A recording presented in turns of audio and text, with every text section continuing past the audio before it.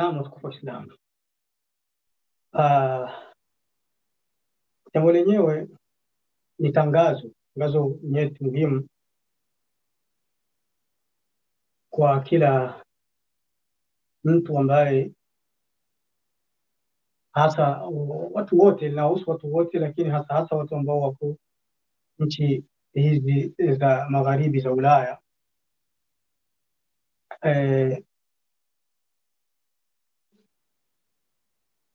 Watu ambao wako kwenye nchi za magharibi, kwa leo ukienda kwenye harusi zao unaweza ukatoka na machozi.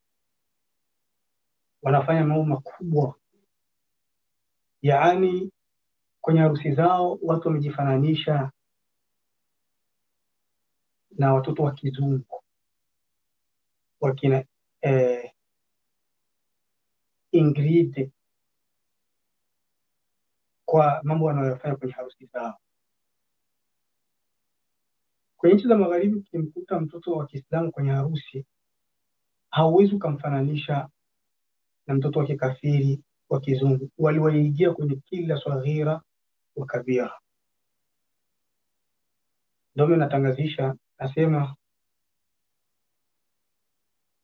harusi yoyote mtu atataka nihudhuria harusi yake,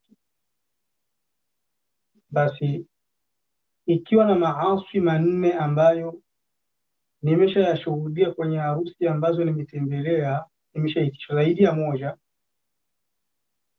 basi usiniitishe kwenye harusi yako. Harusi yoyote ambayo itakuwa na moja katika haya maasi manne ambayo nishayaona na yengine ambayo Allah anayajua, wama tukhfi suduruhum akbar, yale ambayo vifua vyao vinaficha ni makubwa zaidi. Harusi za Ulaya, kama haukukuta wanaume na wanawake wanachanganya, basi utakuta wako mziki, utakuta mwanamke kajikwara bibi harusi, hata wengine wamejipendezesha, yaani mpaka mtu anakuwa mbaya, mtu anajipodoa mpaka anakuwa mbaya, anakuwa mzito huyo, vile ambavyo kwa anapima anaongeza vingine vya juu vikuu, mtazani mwana mimba. Muziki ndio sisi. Janga lingine, wanavalishana pete eti kwa itakidi kwamba zitaongeza mapenzi. Kwa hiyo natangazia rasmi, sirudi kuhudhuria harusi yoyote iko na moja katika hayo mambo manne. Kama unayapenda mambo manne, sio lazima mje kwenye harusi yako. Fanya harusi yako, wala usinijulishe, wala sitakasirika. Hata uwe wa karibu waje, hata tufaradhishe kama ni mimi ndio nimeoa, wakaletea mke wangu kafanya hayo, kajikwara mpaka kajiweka na makucha ya ngine, tena makucha ya jini, basi nitamngoa, na kule kujikwara kwake kuna khalifu sheria, tampiga maji. Ya subhanallah. Mtume sallallahu alaihi wasallam kafahamishwa watu ambao bibi harusi anataka kuolewa wamuunge nywele kwa sababu nywele zake zinaanguka. Mtume akaharamisha. Leo watu wanakuwa wanaunganisha na makucha, anabaki sasa, patakuja siku watu watakuwa wanaunganisha na mdomo na pua na masikio. Khalas, mtu anabadilisha shakhsia yake, utu wake. Yaani mtu unajikutana umevaa vitu vya waliokufa, uko mzima, unavaa makucha aliyekufa na uko mzima, unavaa kope za aliyekufa, uko mzima. Tunatafuta nini jamani? Tena mwanamke Allah alimjalia ni mzuri, mashallah, uzuri wake original, natural, asli, lakini anajiongeza vitu vya taifa zilizokufa, vitu bandia. Kwa nini?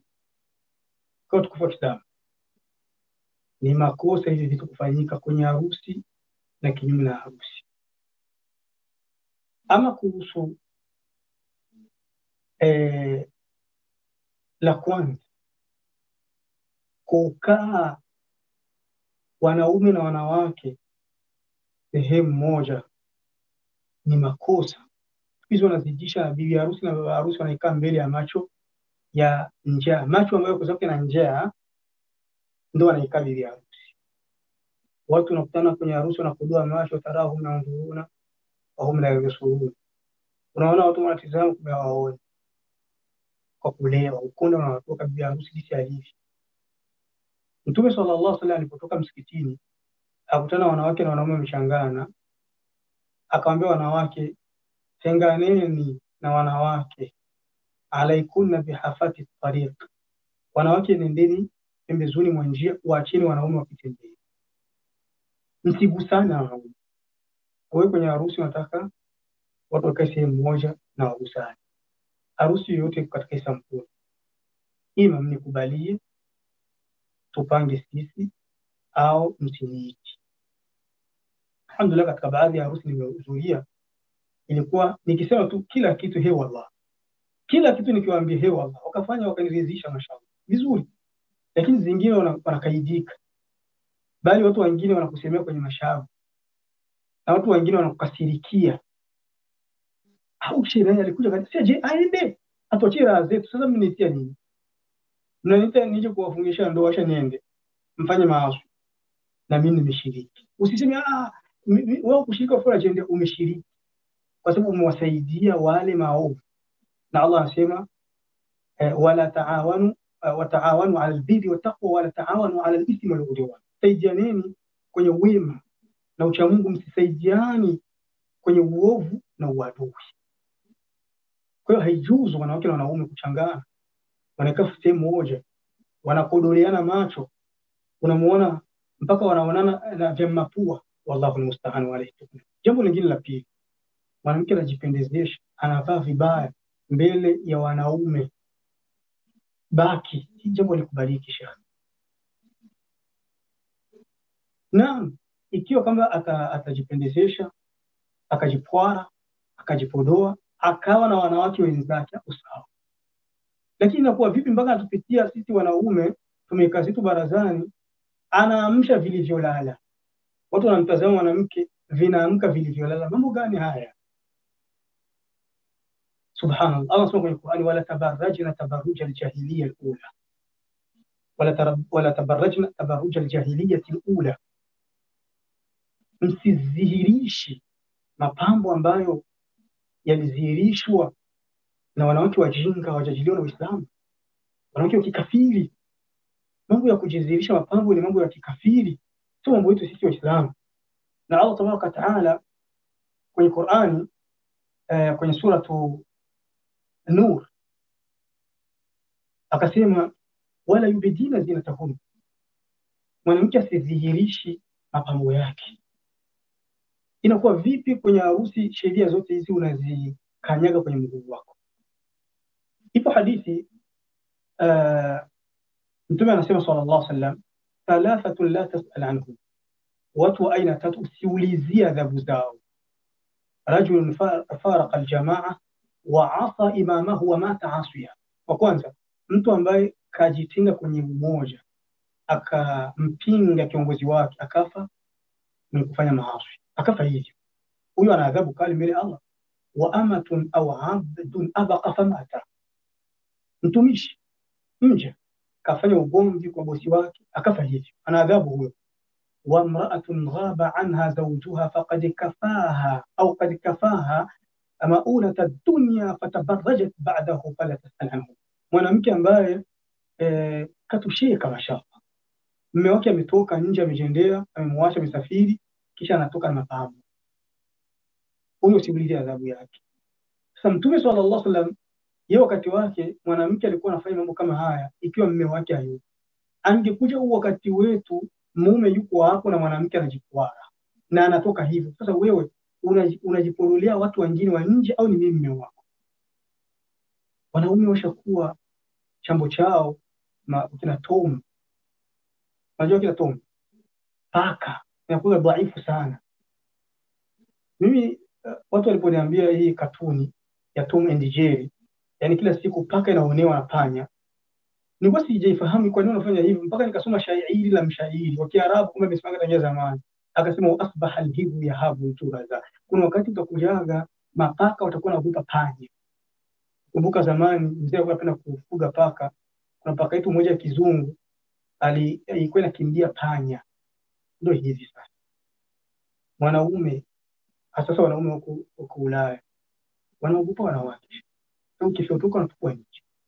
Yaani wewe utoi sheria, unatolewa sheria. Mambo gani haya? Kwa hiyo ni makosa mwanamke kujipendezesha. Unatoka kwenye macho ambayo kuna njaa, yanahitaji chakula, unaleta chakula hivi. Ndio maana ndoa zetu nyingi zinaharibika.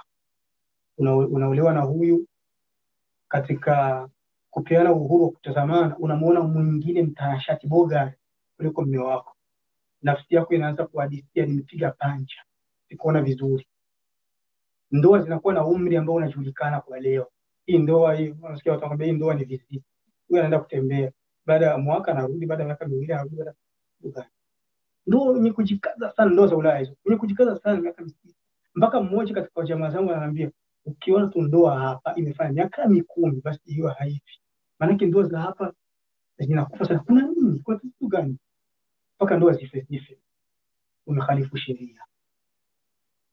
Jambo la pili tofauti, au jambo la tatu ambalo linafanyika katika ndoa nyingi, ikifanyika mimi siwezi kuhudhuria. Miziki. Watoto wa Kiislamu wanaweka katika ndoa zao miziki, shekhi. Jambo linasikitisha sana. Bali siku hizo washakuwa wajanja, wanaweka kaswida mziki. Eti kaswida, maneno ya Mungu, maneno ya kumtaja vitu vizuri, na kaala ka mziki kanapitishwa hicho. Allah tabaraka wa taala alikaipia mziki sana, akasema minan nas man yashtari lahu alhadithi liyudilla an sabilillah. Kuna watu wananunua upuuzi wa maneno kupoteza kwenye njia yao. Allah anasema hawa na adhabu kali kwenye Qur'an. Kisha Allah kwenye Qur'an akasema tena kwenye sura Al-Isra, wastafziz man istata'ta minhum bisawtika wajlib alayhim bikhaylika warajlika washarikuhum fil amwali wal aulad. Wakogote Ibilisi kwa sauti yako ya muziki. Muziki ni sauti ya Ibilisi.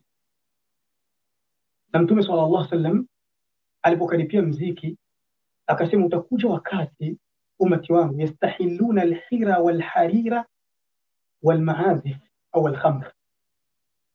Utakuja wakati watu watahalalisha hariri na zina na pombe na mziki. Akusema mziki, asema ala za mziki. Ala za mziki ni dalili kwamba kinachoharamishwa ni hizi ala za mziki. Kwa nini tutakuwa janja? Tunasema ni kaswida. Subhanallah. Aliolewa mmoja katika wanawake wa Madina. Mtume sallallahu alaihi wasallam anamwambia Aisha, mmempigia kaswida? Aisha akasema hapana. Mtume kama simngempigia kaswida, wanawake wa Madina wanapendaga lahu, upuuzi, wanapendaga kaswida. Kwa nini wanawake wa leo hawachukui bandufu wao wampigie bibi harusi?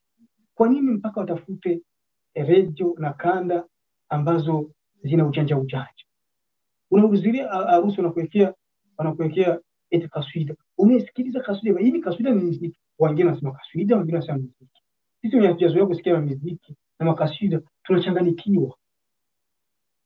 Kwa harusi kama hizi ni sitisho. Na jambo lingine linapatikana kwenye harusi hasa hizi za Ulaya, na watu wanalikalia kimya, kuvalishana pete. Hii sasa ni balaa adha wa amar kubwa na chungu kweli. Ihda al-kubar ni mmoja katika kubwa kuliko hizo, na cha maajabu kikubwa hivi. Unajua kama Waislamu wengi hawajui kama kumvalisha mpenzi wako pete baada ya uchumba au kwenye ndoa ni haramu. Unajua kama Waislamu wengi hawajui. Bali hivi najua kuna watu wengine wanashangaa, kumbe na ile haramu. Subhanallah. فإن كنت لا تدري فتلك مصيبة وإن كنت تدري فالمصيبة أعظم قاله الشافعي. Jambo kama hili kama ulikuwa ulijua, wallahi ni msiba. Hausomi dini yako, na ikiwa kama ulikuwa unalijua na unalifanya, msiba unakuwa mkubwa zaidi. Msiba unakuwa mkubwa zaidi. Haijuzu kumvalisha mwanamke pete siku ya ndoa au baada ya uchumba au yeye kukuvisha. ni adatun sayyi'a, ni ada mbaya. Usihudhurii ndoa kama hiyo. Kama unanisikia wewe, shekhe mwenye kuungisha ndoa, wewe ustadhi, wewe imamu, au yeyote ambaye aliyonusa dini, pia na nyinyi ambao mnataka kuhudhuria ndoa kama hizo, ulizeni, mtavishana mapete, msihudhurie. Hivi unajua kama kumvalisha pete mchumba wako au mpenzi wako au mke wako hizo siku inaweza ikakufikisha kwenye shiriki, unaweza kufikia kwenye shiriki. Ndio maana nakwambia ni kubwa kuliko hata muziki. Unashtuka kivipi? Nakunukulia maneno kidogo ya elimu kwa kufupita, kwa kifupi. Ibn Uthaymeen rahimahullah kwenye Sharh al-Mumti' anasema alipoanza kuzungumza kuhusu kumvisha pete mke au mchumba, anasema hadhihi al-'adatu tujadu al-ana fi ba'd al-buldan al-islamiyya fayati az-zawju waz-zawjatu bikhatamayn yuktabu ismu az-zawji fi khatmi az-zawja. Hivi sasa kuna ada imeingia kwenye vijiji vya Kiislamu, pete analeta mume mume zinaletwa pete mbili, ya mume analeta ya kwake na mke analeta ya kwake. Mume anamvalisha mke, ameandika jina la mke, na anasema yuktab bismi zawja fi khatami zawja. Kwenye pete ya mke inaandikwa jina la mume, wasmu zawja fi khatami az-zawj, na kwenye pete ya mke inaandikwa jina la mume, na kwenye pete ya mume inaandikwa jina la mke. Fahadha al-amalu yahtawi ala jumlatin min al-mahadhir shar'iyya. Ibn Uthaymeen, haya mambo yameingiliwa na yamezingiwa na makosa ya kisheria. Akaanza kuyataja. Ya kwanza ni jambo ambalo liko na itikadi, annahu yuqtaranu biha aqida, anna hadha min asbab at-ta'lif bainahuma. Kuna aqida, wanakuwa na itikadi hawa watu wanafanya hivi, wao wanaitakidi kwamba ndio watapendana zaidi. Ukimvisha maadamu iko na pete ya jina langu, ananipenda, mpaka inatokea akitaka kwenda kufanya maovu mwanamke na wanaume wengine au mwanaume na wanawake wengine, anavua ile pete simuoni kwamba yuko okipe. Kuna mwingine anashughulika naye, wale mashughuli nayo ushaghali, kama Swarabu anasema anayeshughulika sishughulishwa. Wakad dhakara ahlul ilm anna hadha min ash-shirk. Kumkivalishana pete kwa hii itikadi, wala wa elimu wanasema hiyo ni shirki, li'annahu ithbatu sabab lam yathbut shar'an wala waqi'an, kwa sababu ni kuthibitisha sababu ya kuongeza mapenzi na kudumisha mapenzi ambayo sheria haikuthibitisha. Thumma inna hadha aidan min at-tiwala, na pia inaingia katika tiwala. Unajua tiwala? Tiwala ndio ile ambayo Mtume swalla Allahu alizungumza kwenye hadithi, akasema inna ruqa wa tamaim wa tiwala shirk. Eti ruqya zile za maneno ya kujisaidiza kwa jini na erizi na kuvishana vitu eti vinaongeza mapenzi ni shiriki. Hiyo yani maneno ya Mtume sasa. Unamvalisha mwanamke pete ya jina lako au isiyo na jina lako kwa itikadi kwamba atanipenda, na siku mnaachana ukakatoa na tupa, kisha muacha tupa, lakini unamtupa ile mwanaume na unamtupa ile mwanamke, ni shiriki shaka. Bali wallahi nimefanya utafiti wa utulivu kwa kwangu, nikagundua kwamba ndoa nyingi ambazo wanavishana mapete ni katika sababu za hizo ndoa kuharibika. Kama ndoa za Ulaya nyingi hazithibiti, miongoni mwa sababu kuu kuvishana mapete. Kimvalisha mwanamke pete, hiyo ndoa usitegemee kama itasimamia miguu miaka 10, ni mingi chini hapo. Usisubu kufanya hivyo Waislamu. Waliofanya watubii wasirudi. Mtu sasa hauna utafiti wako, uongo tu. Hadithi ya Mtume sallallahu alaihi wasallam. Utafiti wangu huo umetumiwa kwenye hadithi ya Mtume. Anasema Mtume, man ta'allaqa shay'an wukila ilayhi. Mtu mwenye akijisegamiza kwenye kitu anaachiwa. Maana ukijisegamiza kama ndoa yako inachungwa na hapo kapete, kakirofa, basi Allah anakutupia kwa wako kapeni, wanakatupa wanakutupa nje. Ndio maana wanawake wanatupa wanaume nje. Hiyo ni jambo la kwanza. Jambo la pili, anasema Imam Ibn Uthaymeen, ذكر الشيخ الألباني أن أصل هذا العمل من النصارى فإنهم يأتون إلى كبيرهم ويضع يده على يد الزوج أو الزوجة ويقول باسم الأب باسم الابن باسم الروح. Hii ada ya kuvishana mapete imetoka kwa Kristo. Hautapataga hadithi hata moja eti wakati wa Mtume SAW kwenye uchumba wa vishana pete au kwenye ndoa na vishana pete. Hamna haya mambo. Naam, kuna wakati Mtume SAW alimwambia swahaba anataka kuoa, una mahari? Ana mahari, tafuta basi pete ya chuma. Hiyo ni mahari.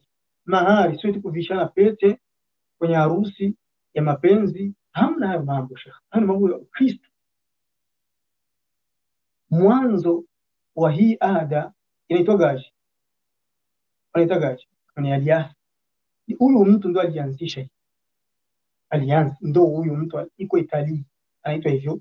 Ameshakufa, atajijua. Ndo alianzisha hii ada. Kwenye kanisa wanamuita papa. Padri. Ndo anakuja kwenye ndoa yenu kuwabarikia. Anachukua kidole, anasabia cha kwanza kwa jina la Baba, kidole cha pili kwa jina la Mwana, kidole cha tatu kwa jina la Roho Mtakatifu. Thumma yamuru biyadihi ala yadayhima wa yad'u ad-dubla fi al-isbi' al-mukhassas lidhalik. Kisha anafika anaweka kwenye kile kidole cha tatu baada ya Utatu Mtakatifu. Ndio kisa Uislamu unafanya. Tunafuata vitu ambavyo hatujui vimetoka wapi. Anasema fafiha idhan mahdhurun adhim wa huwa tashabbuh bin nasara. Kwa hiyo hapa kuna ada mbaya kujifananisha na manaswara wa kafiri, wa huwa muharramun hatta wa in khalat min al-i'tiqad alladhi dhakarnahu awwalan. Hichi kitendo inakuwa ni haram hata kama hukuweka ile akida kwamba kinaweka mapenzi, hata kama hukuweka hiyo akida. Kufanya hichi kitendo tu ni haram kwa sababu unajifananisha na Kristo. Na Mtume anasema aje sallallahu alaihi wasallam kuhusu kujifananisha na Kristo. Mtume anasema sallallahu alaihi wasallam, man tashabbaha biqaumin fahuwa minhum, atakayejifananisha na watu miongoni mwao.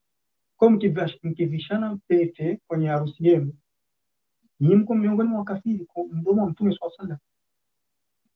Bali Mtume anasema hivi, la tattabi'una sanana man kana qablakum shibran bi shibr wa dhira'an bi dhira' hatta law dakhalu juhra dhabb dakhaltumuh. Mtawafuatilia Waislamu kafiri hatua kwa hatua, hata mmoja wao akiingia kwenye tundu la kenge na nyinyi mtaingia.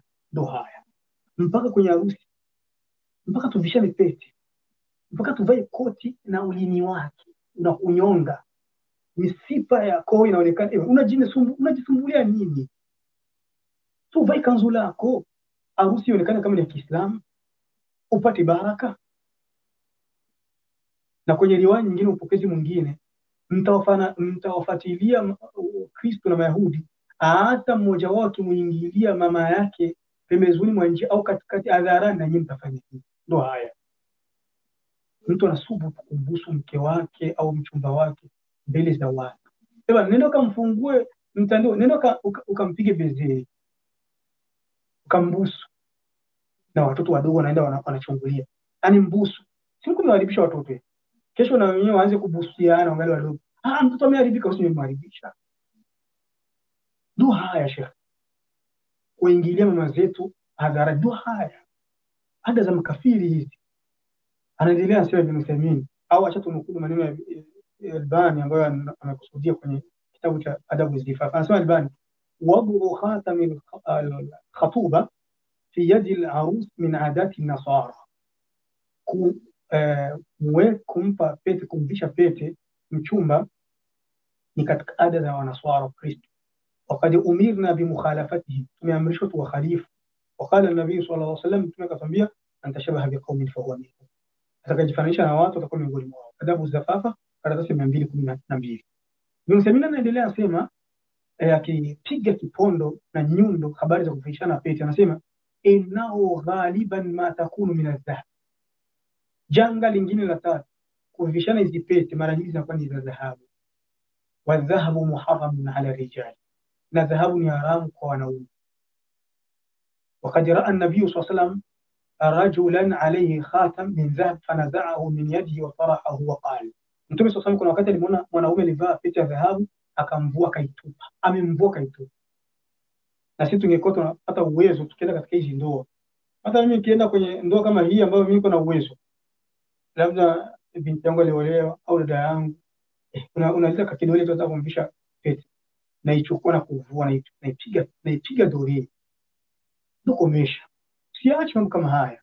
Anaelewa msemaji anasema Mtume sasa alipomuona huyo mtu alivaa pete ya dhahabu akamvua, akaipiga doria. Mtu akasema ya amidu ahadukum ila jamratin min nafa yadhaha fi yadi, mmoja wenu kwanza akachukua kijinga cha mtu kwenye mkono wake.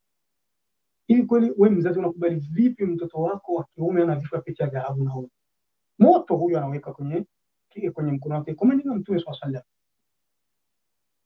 wasallam alipomaliza, alipoenda shamvua pete shaitupa watu, yani manake wapambe leo wako wengi shekhi, na zamani walikuwepo wapambe. Acha mimi na huyo bwana, wakati wa Mtume alikuwepo mtu mmoja kaambia jogote pete yako ya dhahabu jivalie. Sameshaenda. Sikiliza watu wa Mungu. Watu wa Mungu ni wale ambao wanapokumbushwa nakumbuka. Hao wa Mungu shekhi. Akasema wallahi la akhudhu abadan waqad tarahahu an-nabi sallallahu alayhi wasallam, siwezi kana kuichukua na Mtume shaitu, siwezi kana kuichukua na Mtume shaitu. Na katika hadithi nyingine Mtume akasema sallallahu alayhi wasallam, dhahabu ni halali na hariri kwa wanawake, haramu kwa wanaume. Kwa vipi mnavalishana kwenye ndoa zenu pete za dhahabu? Hata ikiwa ya dhahabu tayari hoja zingine mbili zilizotangulia zinaharamisha. Ibn Uthaymeen anamalizia anasema hivi: hadhihi al-'ada muharrama yanbaghi muharabatuha wal inkaru ala man yaf'aluha haythu ishtamalat ala hadhihi al-muharramati al-'azima. Hii ni ada mbaya, inafaa watu waikaripie na watu waipige vita kwa wenye kuifanya, maana iko na haramu nyingi. Na katika kuipiga vita ni kutohudhuria ndoa kama hizo. Ukihudhuria ndoa kama hizo ukashuhudia na wewe umeridhia, kama yajibu al-inkaru ala ulaika ar-rijalu alladhina yalbasuna khawatim au salasil min dhahab kama yaqa hadha min ba'd al-ma'i'in. Hatua nyingine nzito, maajabu nyingine makubwa inafikia na wanaume baadhi yao, kama wanaume anavaa sheni, wanaume anavaa hereni, wale wanaume ambao hawana dini. Hayo yote ni mambo ya kupingwa. Wa akbah min ulaika alladhina yalbasuna khurusan min adh-dhahabi fi adhani, mwanaume anavaa hereni. Hayo yote mambo ya makosa, yanafaa kuyapiga vita. Akasema maneno Ibn Uthaymeen kwenye Sharh al-Mumti' mujallad wa 6 karatasi ya 113. Utasikia mtu anakuambia sasa, ibana, inaonekana sasa huyu shehe ni mcha Mungu, wafanyaji makosa. Mmoja tunafanya makosa, si mtu ache tu, mtu achie wao tujifanyie na sisi. Subhanallah. Kwa hiyo maadamu anafanya kosa shekhe, ndo asikukumbushe. Wenye kufanya makosa kwa taarifa yako wako sampuli mbili. Sampuli ya kwanza ni mtu kafanya makosa kwa kusahau au kwa kuteleza, akifikiwa na nasaha nakumbuka na acha. Allah anasema kwenye sura ya 39, sura Az-Zumar, tazama aya 33. Allah anasema walladhi jaa bisidqi wa saddaqa bihi ulaika humul muttaqun, yule ambaye utamjia na nasaha na ukweli akaukubali, huyo ni mcha Mungu. Lahum ma yashauna inda rabbihim, hao watachukua watakayo kule kwa Mola wao. Wadhalika jazaa'ul muhsinin, na hao ndio watu wema. Liyukaffira Allahu anhum aswa alladhi amilu, maskini hao Allah tabaraka atawasamea mabaya wafanyayo. Ukiwa unakubali nasaha, unakosoleka unapokosolewa, unasema niko sijui, hasa sintorudi, wewe mcha Mungu, Allah anakusamehe. Kwa hiyo tunafaa watukufu tunapofikiwa na nasaha tukumbuke na tuache, ndio Allah tutusamee madhambi yetu. Kweli kila mwanadamu anafanya makosa, lakini anaisameheka ni yule anakubali nasaha na anaikumbatia na anaibebelea na anaiambilia.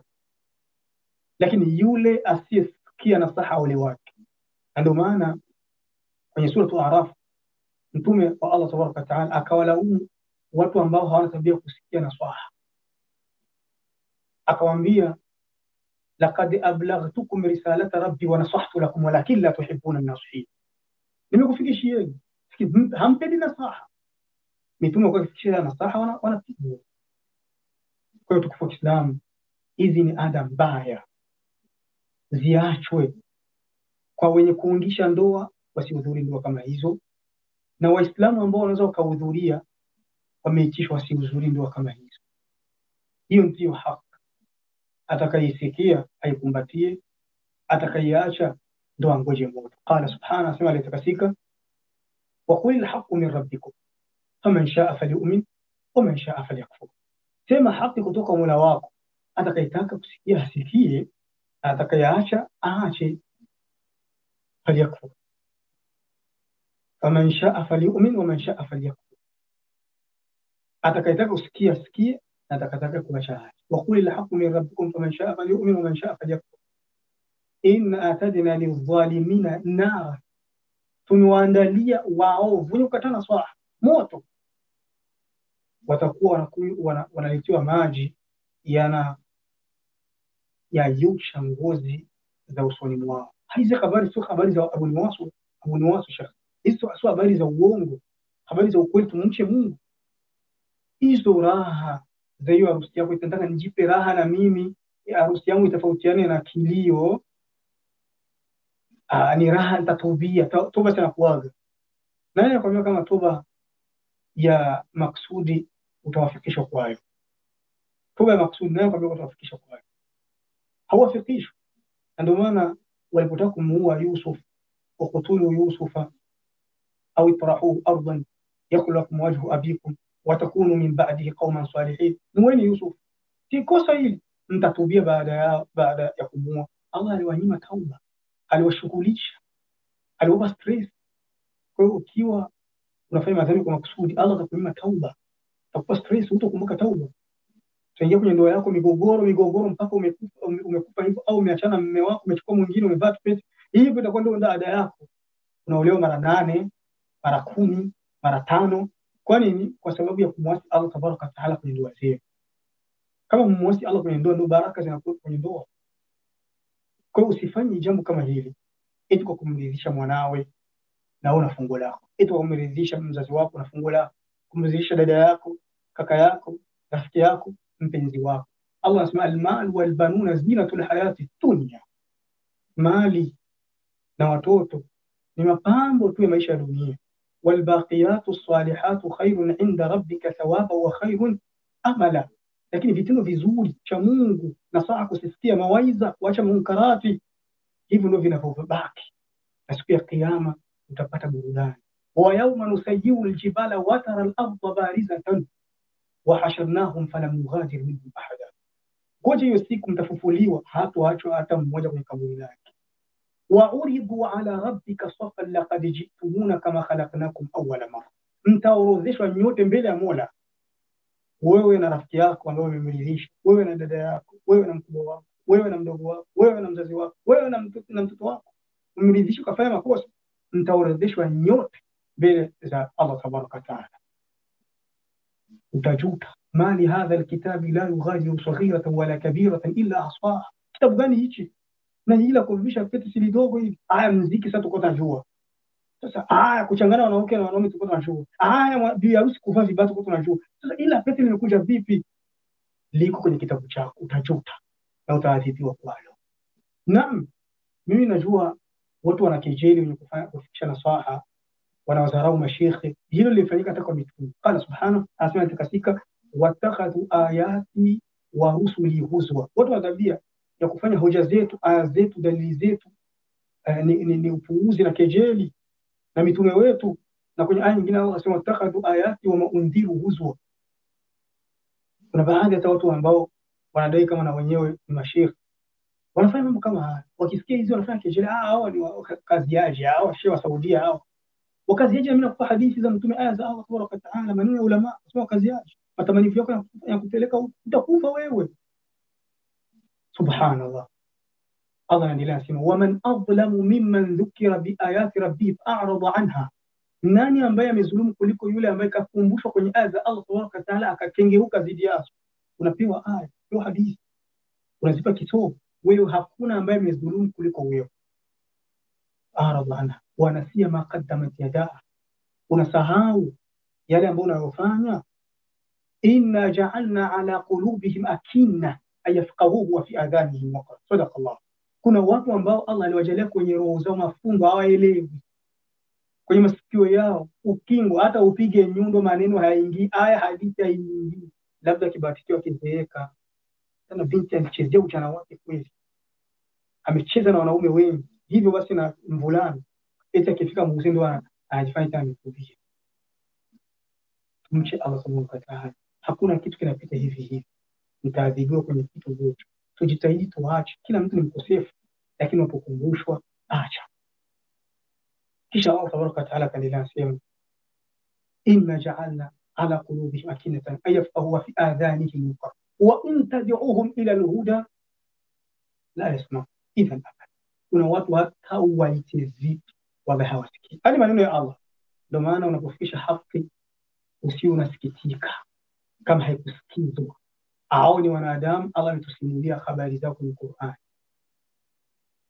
wa rabbuka al-ghafuru dhur rahma, lakini Allah ni mwenye kusamehe, mwenye huruma. Law akhidhuhum bima kasabu la'ajjala lahum al-'adhab, kama Allah ingekuwa analeta gharqa pale pale kwenye ndoa, watu wangekuisha, lakini Allah anakuacha. Je, utatubia? Utaacha? Utasikia nasaha? Unaendelea tu maskini. لو نأخذهم بما كسبوا لعجل لهم العذاب بل لهم موعد لن يجدوا Kisha Allah akasema, endelea unafanya makosa eti utatubiaga, jua kama kuna ahadi yako, hiyo ahadi utapata nafasi ya kupenyeza. Bali kwenye mja anafanya makosa, umri wake anafanya makosa, siku Allah kuchukua hivyo. Kadhalika akhudhu rabbika idha akhadha al-qura wa hiya dhalima inna akhdahu alimun shadid. Allah akichukua kijiji, akichukua mtu amedhulumu, kuchukua kwake kunaumiza.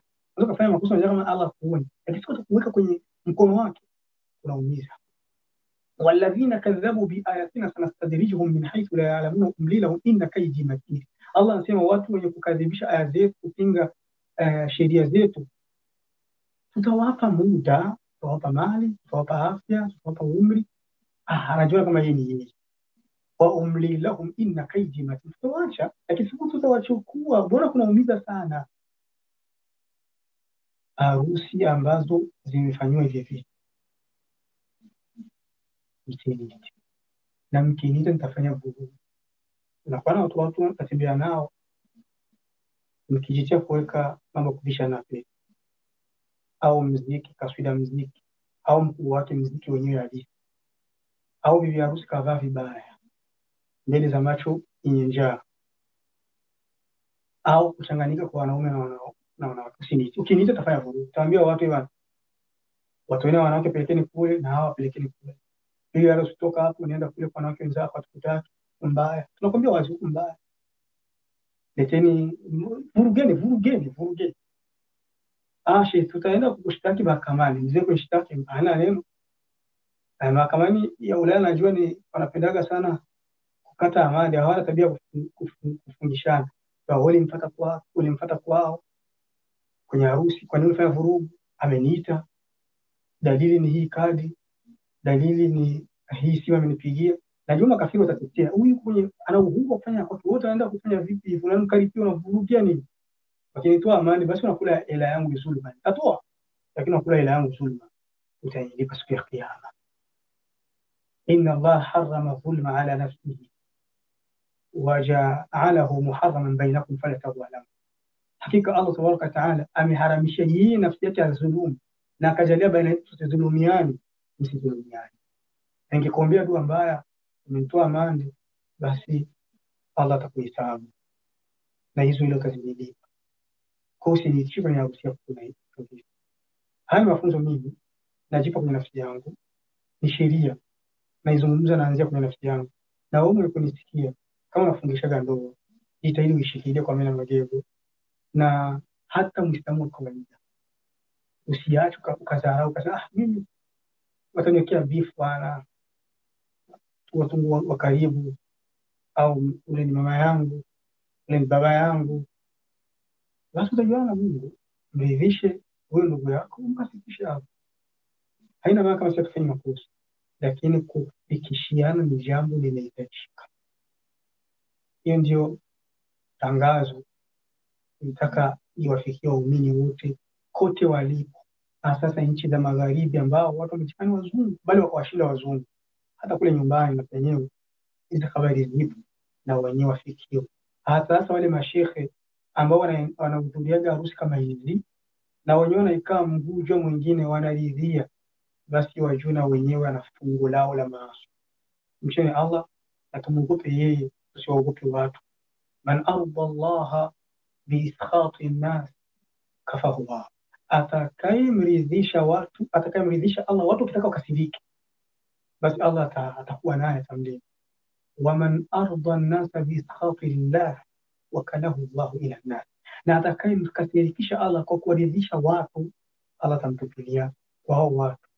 Watakuwa maadui kesho na watakugeuka na wao ndio waliwaridhisha na watakusema vibaya. Mimi nishasikia mashekhe wanatetea yule shekhe tulikuwa naye wallahi kwenye bwati, wanaletea habari mtu alikuwa kwenye bwati, wallahi shehe mwenzako tulikuwa naye kwenye bwati, kwenye baa, naye akala suti akatingisha kiuno chake na ana kiuno kikubwa. Wallahu almusta'an wa alayhi tuklan.